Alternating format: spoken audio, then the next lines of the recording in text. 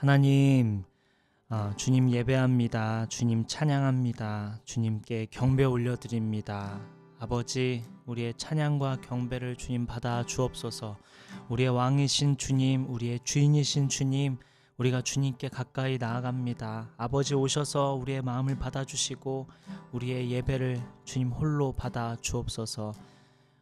모든 영광 하나님께 올려드리며 예수님의 이름으로 기도드립니다. 아멘.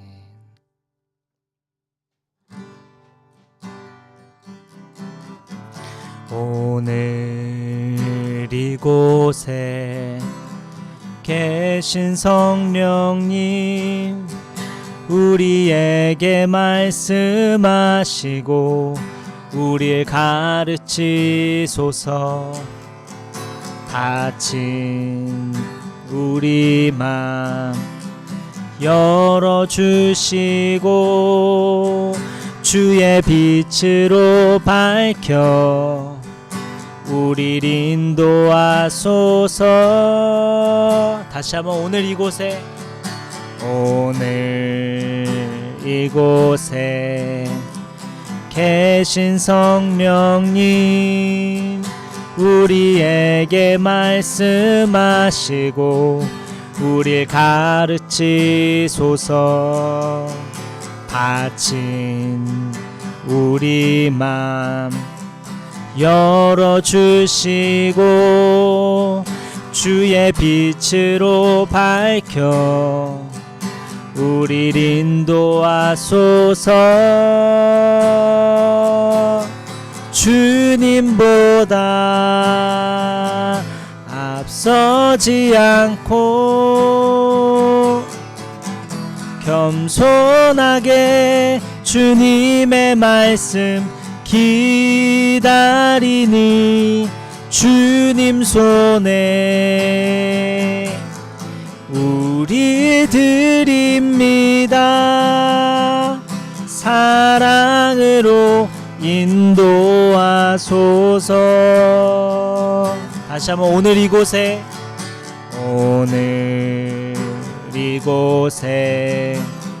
계신 성령님, 우리에게 말씀하시고 우리를 가르치소서.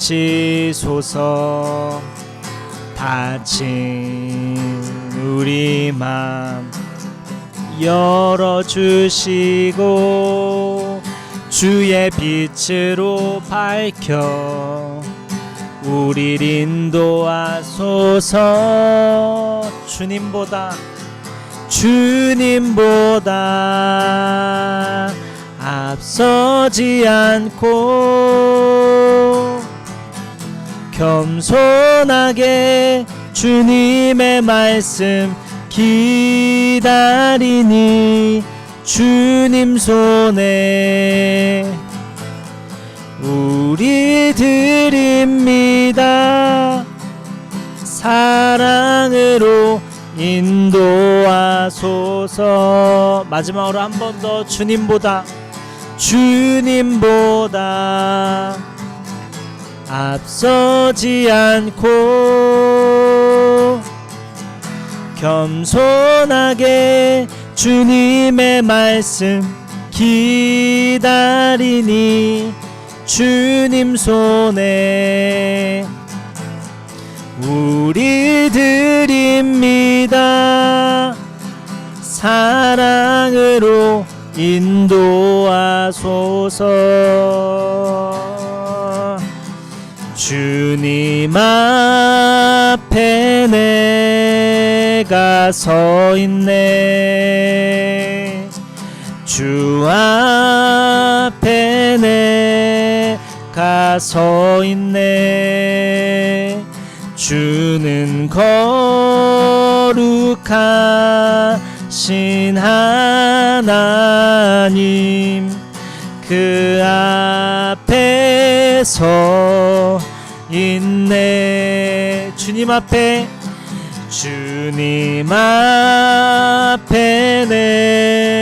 내가 서 있네. 주 앞에 내가 서 있네. 주는 거룩하신 하나님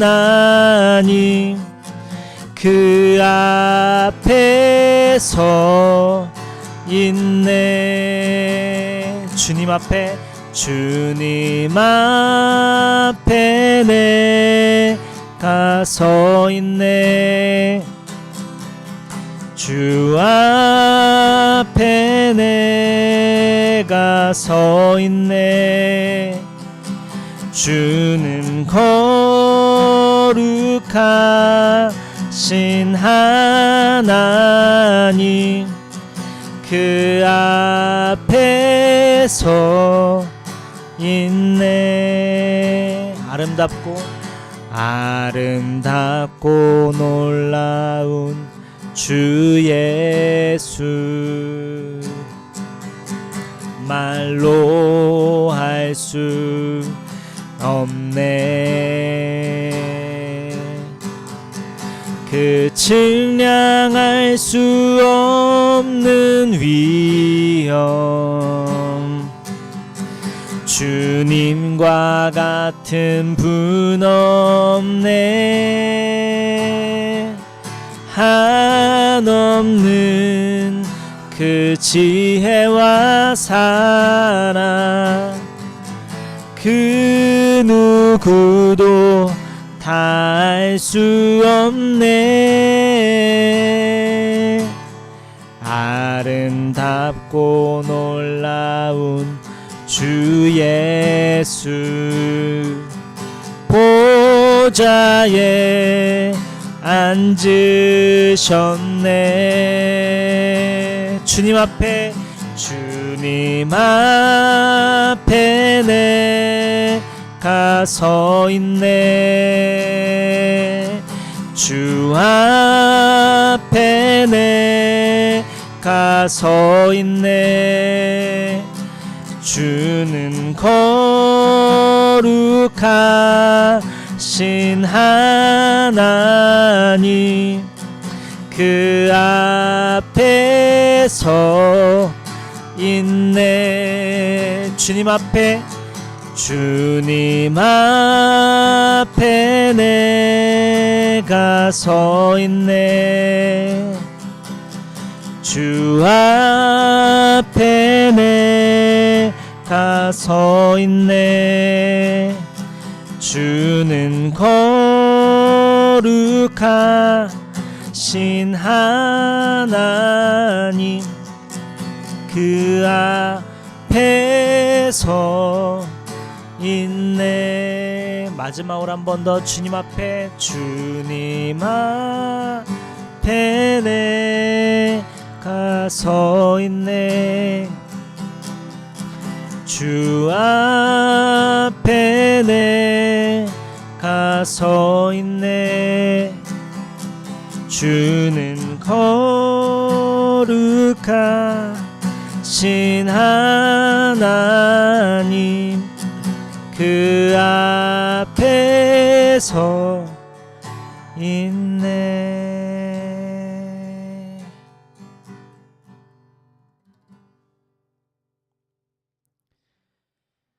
오늘 말씀은 요한계시록 20장 11절부터 15절까지의 말씀입니다.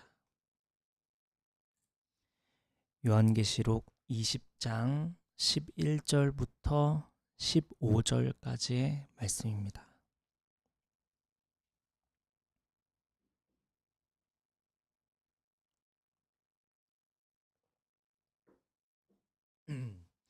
제가 한 절, 여러분 한 절 교독하겠습니다.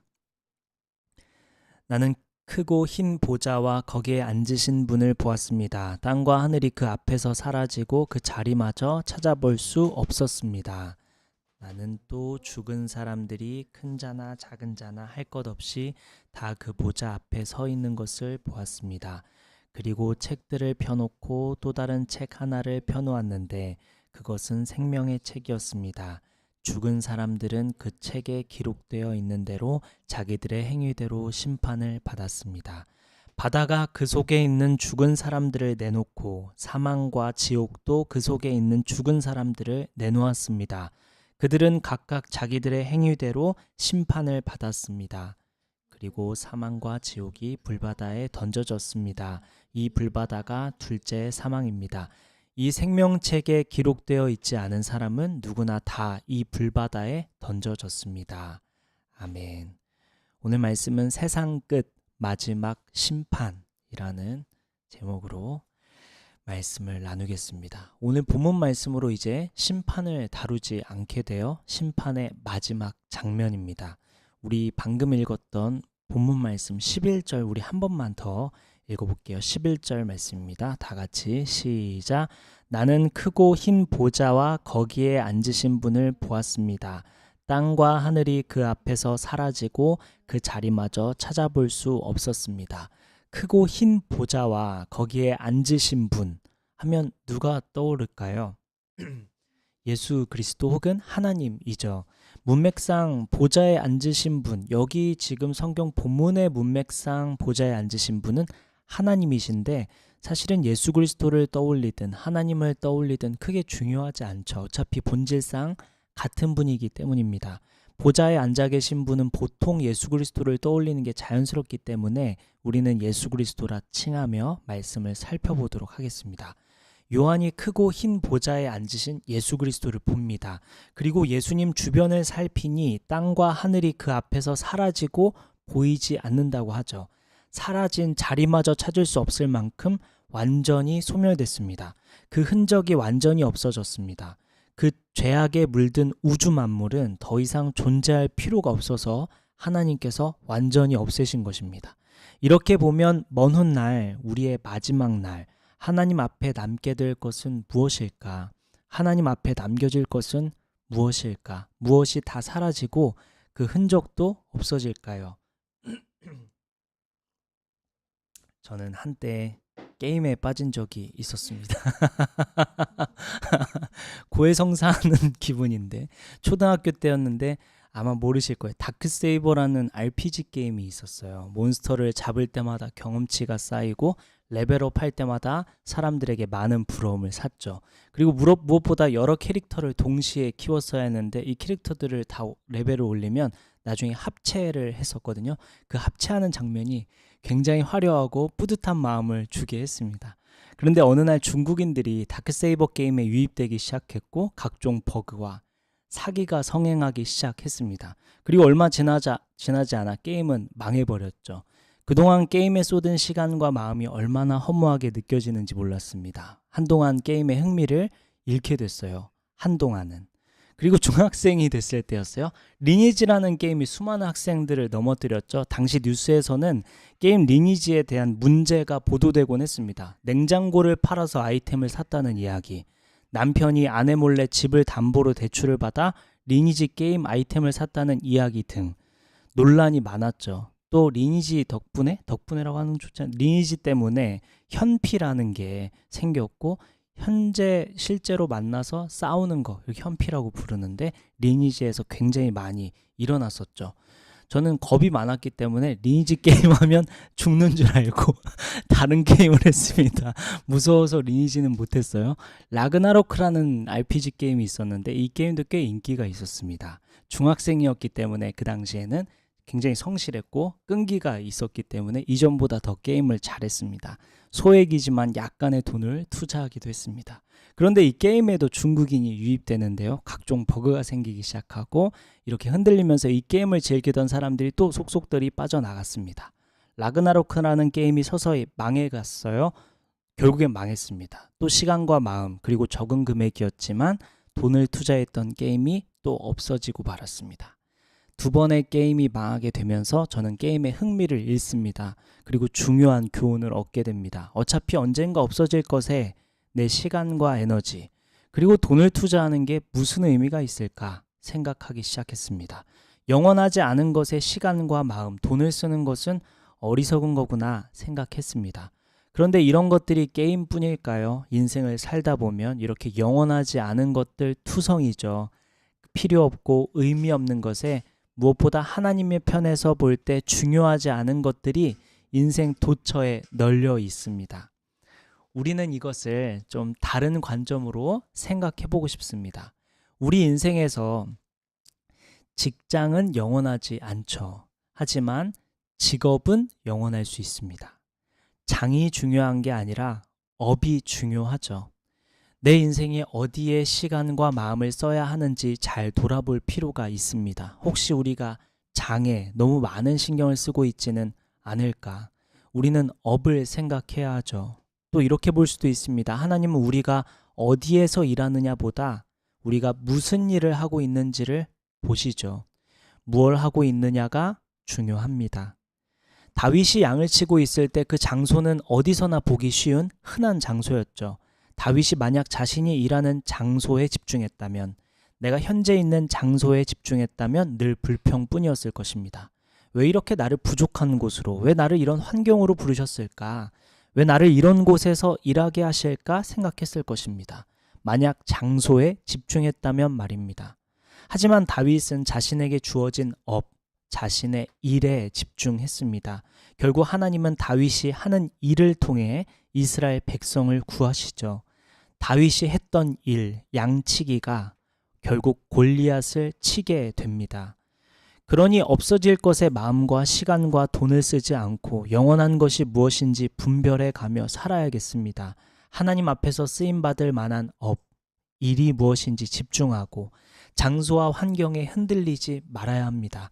뿐만 아니라 우리 인생을 사는 동안 하나님 앞에 쓸모없는 것들, 불필요한 것들, 악한 것들은 다 없어질 테니 이것을 제거하며 살아가야겠죠. 영원하지 않은 것이 무엇인지 아는 것은 지혜가 필요하죠. 하나님께 지혜를 구하며 나아가는 이번 한 주 됐으면 좋겠습니다.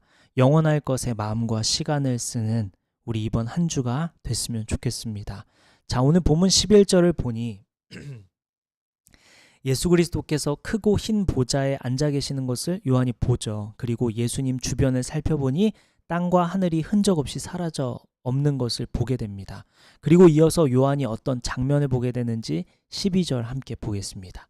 계시록 20장 12절입니다. 다 같이 시작. 나는 또 죽은 사람들이 큰 자나 작은 자나 할 것 없이 다 그 보좌 앞에 서 있는 것을 보았습니다. 그리고 책들을 펴놓고 또 다른 책 하나를 펴놓았는데 그것은 생명의 책이었습니다. 죽은 사람들은 그 책에 기록되어 있는 대로 자기들의 행위대로 심판을 받았습니다. 자, 죽은 사람들은 큰 자나 작은 자나 할 것 없이 보좌 앞에 선다고 했죠. 여기서 큰 자는 헬라어로 메가스라고 부르는데 강한 혹은 노년을 뜻합니다. 그리고 작은 자는 헬라어로 미크로스로 작은 혹은 미미한이라는 의미입니다. 쉽게 말해 나이가 많든 적든 힘이 세든 약하든 영향력이 크든 작든 하나님의 심판대 앞에 서게 된다는 것이죠. 자, 그런데 그 보좌 앞에 책이 펼쳐져 있는데 두 종류의 책이 등장하죠. 12절을 잘 보면 책들과 또 다른 책 하나가 있다고 했습니다. 책들과 또 다른 책. 또 다른 책 하나는 생명의 책이라고 설명하고 있죠. 자, 그러면 다시 12절에는 두 종류의 책이 등장하는데 책들과 생명의 책입니다. 이렇게 두 종류의 책들이 펼쳐져 있고 하나의 책에는 행위에 대한 것, 하나의 책에는 믿음의 여부가 쓰여 있는 것처럼 보입니다. 왜냐하면 12절 후반절에 보면 책에 기록되어 있는 대로 자기들의 행위대로 심판을 받는다고 했는데 이것이 행위에 대한 책이라면 생명책은 행위가 아닌 믿음과 관련되어 있는 책이기 때문입니다. 그래서 두 종류의 책, 하나는 행위에 대한 책, 하나는 믿음과 관련되어 있는 책, 이렇게 두 종류의 책이 펼쳐져 있는 것입니다. 생명책에 대한 다른 성경 본문 하나만 살펴볼게요. 빌립보서 4장 3절입니다. 빌립보서 4장 3절입니다.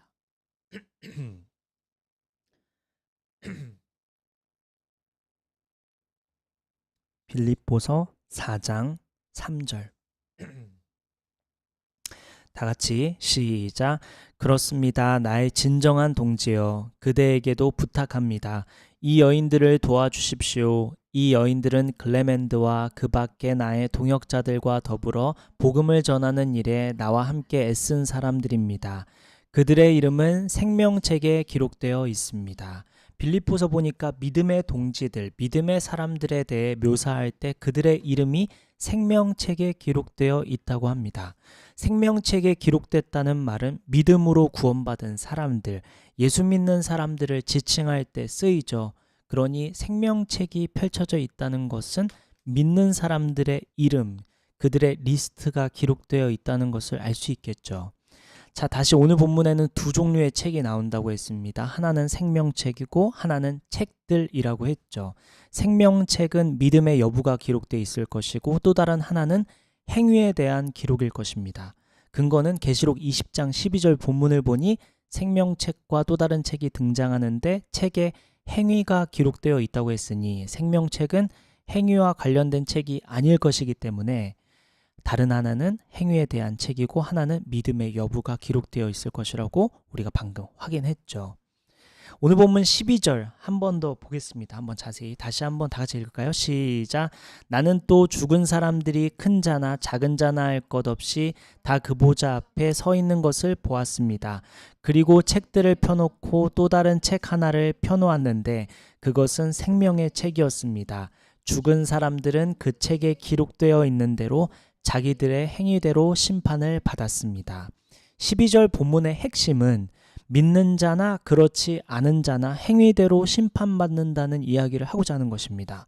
무엇보다 우리가 12절 본문을 통해 기억할 것은 우리 믿는 자도 우리의 행위에 따라 심판받는다는 사실입니다. 이에 대해서는 성경 다른 본문에서 찾기가 쉬울 만큼 꽤 많이 언급되고 있는데 그 중에 한 본문만 찾아볼게요. 베드로전서 1장 17절 말씀입니다. 베드로전서 1장 17절입니다.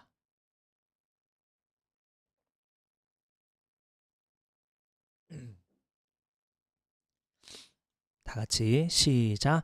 그리고 사람을 겉모양으로 판단하지 않으시고 각 사람의 행위대로 심판하시는 분을 여러분이 아버지라고 부르고 있으니 여러분은 나그네 삶을 사는 동안 두려운 마음으로 살아가십시오.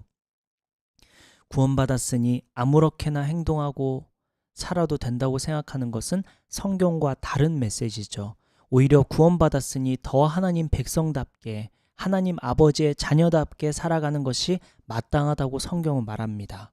자, 그렇다면 하나님께서 보시는 행위는 무엇일까? 하나님은 우리의 행위에 무엇을 눈여겨보실까요? 단순히 겉으로 드러난 행위만 보실까? 마음도 보시겠죠. 또한 드러난 행위, 무엇을 보실까요?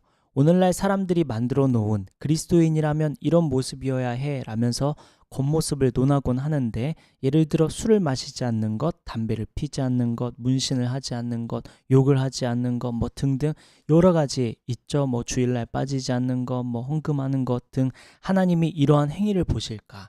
이게 행위대로 판단하신다는 그 기준이 될까? 성경 한번 찾아보겠습니다. 마태복음 23장 23절입니다. 마태복음 23장 23절입니다. 다 같이 시작. 율법 학자들과 바리새파 사람들아, 위선자들아, 너희에게 화가 있다. 너희는 박하와 회향과 근체의 11조는 드리면서 정의와 자비와 신의와 같은 율법의 더 중요한 요소들은 버렸다. 그것들도 소홀히 하지 않아야 했지만 이것들도 마땅히 행해야 했다. 놀랍게도 예수님은 겉으로 드러난 행위도 중요하다고 말씀하고 계십니다. 바리새파 사람들이 행하는 행위들을 꾸짖으면서 동시에 그 행위도 소홀하지 않았어야 했지만 이라고 말씀하시며 더 중요한 요소들도 행해야 한다고 말씀하십니다.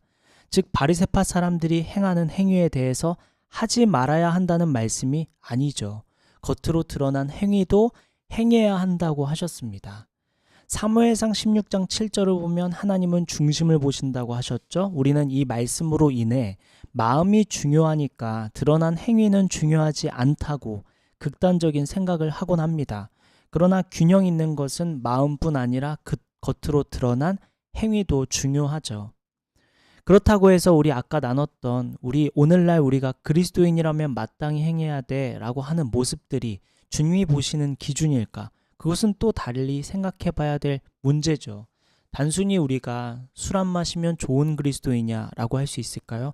술 마시는 좋은 그리스도인은 과연 없을까요? 있죠. 얼마든지 있을 수 있죠. 우리가 단순하게 하나님께서 행위를 보시니 겉으로 드러난 행위는 어떤 행위들을 지켜야 해 하고 우리가 우리의 마음대로 우리 좋을 대로 기준을 세우는 것은 옳지 않을 것입니다. 다만 우리가 이 부분은 나중에 다루기로 하고 오늘 우리가 이 본문 말씀을 통해 깨달아야 하는 것은 하나님은 우리의 마음도 보시지만 겉으로 드러난 행위도 보신다. 우리의 행위를 보시는 분이시니 우리가 이 땅을 살아갈 때 어떻게 행동해야 할지에 대해서 생각하고 행동해야 한다라는 것을 우리가 기억하고 한 주를 보내야 한다는 것입니다. 그래서 정리해보면 오늘 요한계시록 본문 12절을 보니 하나님의 사람들도 죽음 이후에 보좌 앞에서 행위대로 심판을 받게 된다고 했습니다. 그러므로 우리는 사랑하는 마음과 겉으로 드러난 행위, 하나님 앞에서 부끄러움 없이 하나님 보시는 앞에서 믿음을 행위로 드러낼 수 있어야 한다는 것을 보았습니다. 우리는 주님을 믿기에 하는 행동, 여러분은 그리고 저는 주님을 믿기에 하는 행동, 주님 보시기에 아름다운 행위는 무엇을 하고 있을까요? 주님을 위해서 하고 있는 행동은 무엇이 있을까? 우리 이따가 한번 나눠보기로 하겠습니다. 계속해서 오늘 본문 13절 한번 보겠습니다. 계시록 20장 13절입니다. 다 같이 시작. 바다가 그 속에 있는 죽은 사람들을 내놓고 사망과 지옥도 그 속에 있는 죽은 사람들을 내놓았습니다. 그들은 각각 자기들의 행위대로 심판을 받았습니다. 바다와 사망 그리고 지옥이라는 게 뭘 의미할까? 먼저 바다라는 표현은 계시록 13장 1절을 보면 7머리 10뿔 짐승이 출현한 장소로 바다가 등장합니다. 여기서 사용된 바다와 같은 의미인데 바다는 악한 세력의 근거지와 밀접한 관련이 있습니다. 그리고 사망과 지옥 역시 계시록에서 바다가 함축하고 있는 것과 동일한 의미를 갖고 있다고 성경학자들은 입을 모읍니다. 결국 바다와 사망 그리고 지옥은 다 같은 의미로서 악한 세력의 근거지와 연관이 있는 곳입니다. 결국 바다와 사망과 지옥에 있는 사람들을 내놓았다는 것은 하나님을 대적한 사람들, 사탄의 세력들의 영혼이 모두 불려나와 자기들의 행위대로 심판을 받게 된다는 의미입니다. 우리는 요한계시록을 살펴보면서 그동안 악인이 심판받는 것에 대해서는 우리가 충분히 아주 많이 익숙하게 다뤘기 때문에 이 본문에서는 우리가 잘 알고 있는 본문이니 다음으로 넘어가 14절 한번 보겠습니다. 계시록 20장 14절입니다. 우리 다 같이 시작. 그리고 사망과 지옥이 불바다에 던져졌습니다. 이 불바다가 둘째 사망입니다. 하나님을 대적하는 사람들, 사탄의 세력들은 불바다에 던져진다고 합니다. 그리고 이 불바다에 던져지는 것을 둘째 사망이라고 말하고 있죠. 죽음에는 두 단계가 있습니다. 첫째는 단순히 인간의 육체적 죽음이죠. 사람은 누구나 죽습니다. 이것을 육체적 사망, 인간의 죽음을 의미합니다. 그리고 둘째 사망은 오늘 본문에 등장하죠. 둘째 사망은 불바다에 던져지는 것을 말합니다. 여기 불바다는 어떤 곳일까? 계시록 20장 10절을 한번 보겠습니다. 계시록 20장 10절. 다 같이 시작. 그들을 미혹하던 악마도 불과 유황의 바다로 던져졌는데 그곳은 그 짐승과 거짓 예언자들이 있는 곳입니다. 거기에서 그들은 영원히 밤낮으로 고통을 당할 것입니다. 자, 불바다에 누가 있죠? 짐승과 거짓 예언자들이 있습니다. 우리 이미 짐승은 사탄의 존재를 의미한다고 우리 나눴었기 때문에 알고 있죠? 즉 사탄과 거짓 예언자들인데 거짓 예언자들은 사탄을 추종하는 사람들을 의미하죠. 결국 불바다에는 사탄과 그를 추종하는 세력들이 있다는 것을 의미합니다.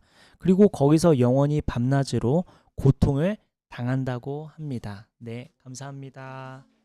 네.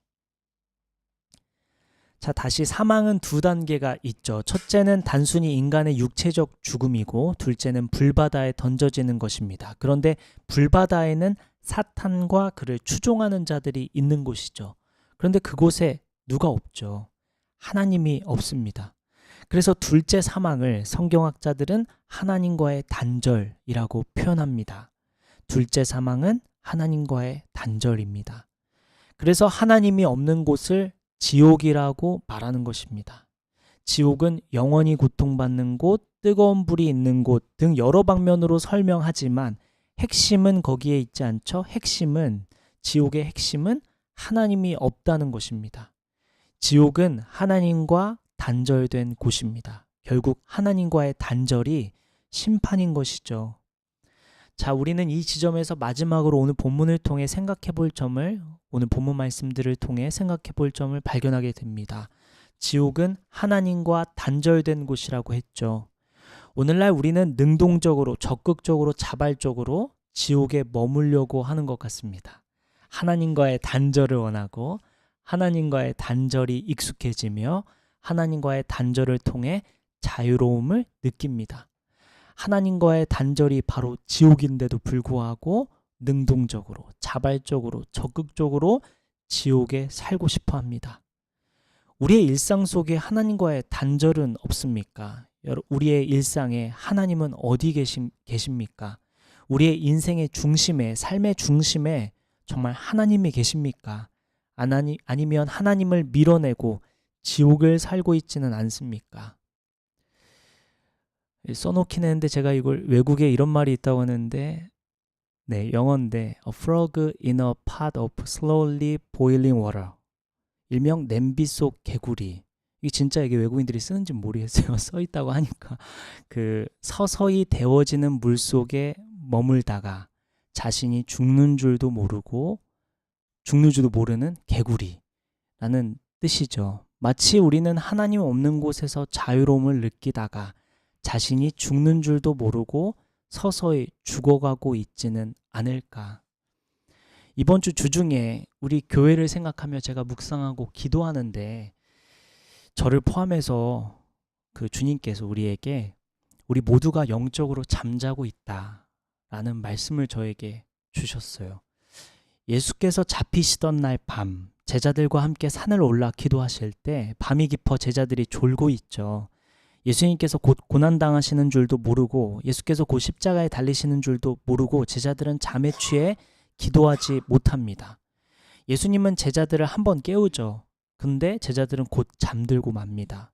무지하고 게으르고 어리석은 제자들, 잠에 취해 예수님과 동행하지 못하는 제자들, 저와 여러분 모습 같지는 않습니까? 이번 주에 주님이 잠자고 있는 영혼을 깨워라, 자고 있는 영혼들아 일어나라, 저에게 말씀하셨고 우리 교회를 향한, 저와 여러분들을 향한 말씀이었습니다. 주께서 우리를 깨우십니다. 하나님과의 단절, 지옥에 머물지 말고 하나님 계신 곳으로 나아오라고 주님 말씀하십니다. 둘째 사망, 우리 인간은 모두 첫 번째 사망 이후에 둘째 사망이 있다고 했죠. 그곳은 지옥입니다. 지옥은 하나님이 없는 곳이죠. 하나님과 단절된 곳입니다. 혹시 우리가 주중에 우리 일상 속에 하나님이 없는 곳을 향해 나아가고 있지는 않습니까? 주께서 우리를 부르십니다. 이번 한 주 무엇보다 하나님과 동행하고 하나님 안에 거하는, 하나님의 말씀을 가까이 하고 쉬지 않고 기도에 힘쓰는 저와 여러분 됐으면 좋겠습니다. 우리 함께 기도하겠습니다.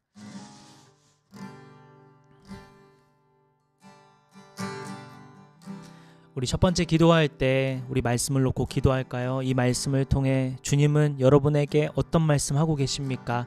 그 말씀 붙들며 기도하며 나아가겠습니다. 기도합시다. 아버지, 잠자는 영혼을 깨우길 원합니다. 주여 오셔서 잠들어 있는 우리 영혼을 불쌍히 여겨 주옵소서. 주여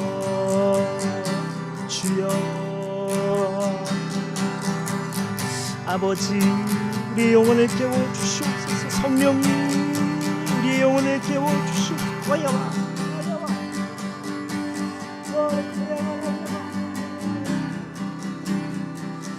주여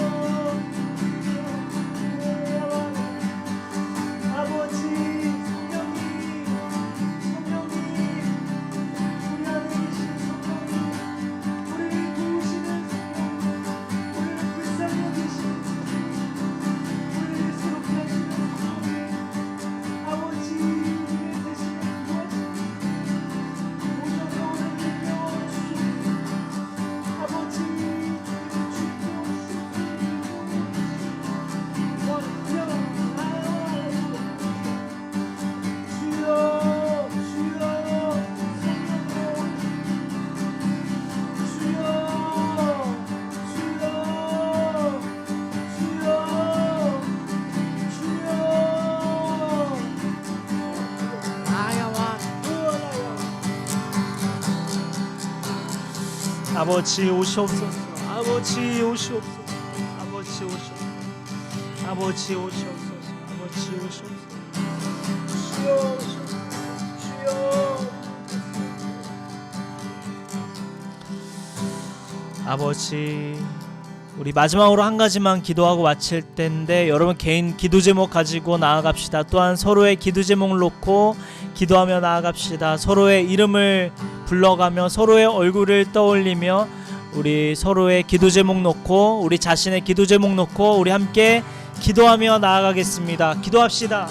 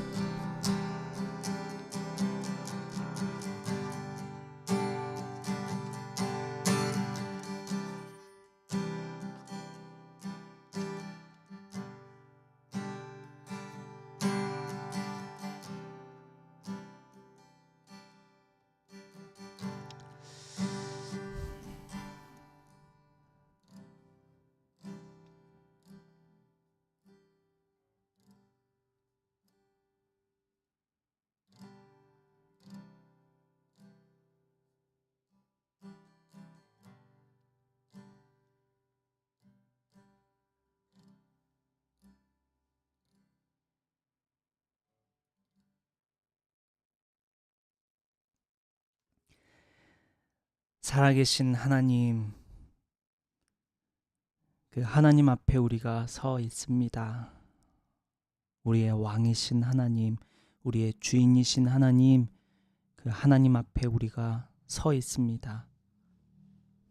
아버지, 이번 한 주는 없어질 것들, 영원하지 않은 것들에 마음 쓰지 않고 영원한 것이 무엇인지 분별하며 하나님 앞에, 주님 앞에서 먼 훗날 주님 앞에 배울 때 주님 앞에 남길 수 있는 것들을 이번 주를 살며 돌아보고 분별하며 행하고 또 행하며 나아가는 저와 여기 성도들 될 수 있도록 축복하여 주옵소서.